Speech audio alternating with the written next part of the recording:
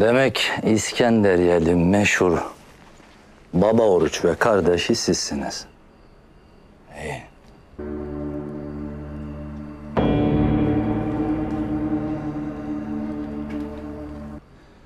Ben de hep merak ederdim. Babam hangi ipsiz sapsızları ağabeyimin yerine oğul edindi diye. Bismillah der demez ağzından şer saçmayasın.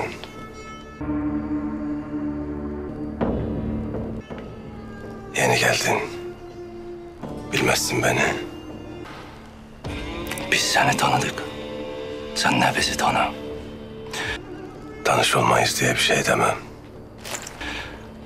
Hani tek gemin dahi olmadan sultan olmaya kalktığında ya da adım namım bilinir. Deryalar var ya, ben o deryaların her yerinde iş yaptım.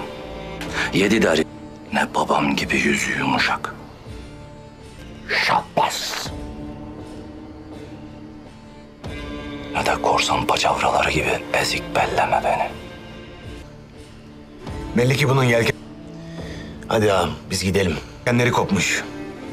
Bizim gazabımızda alabora olmasın.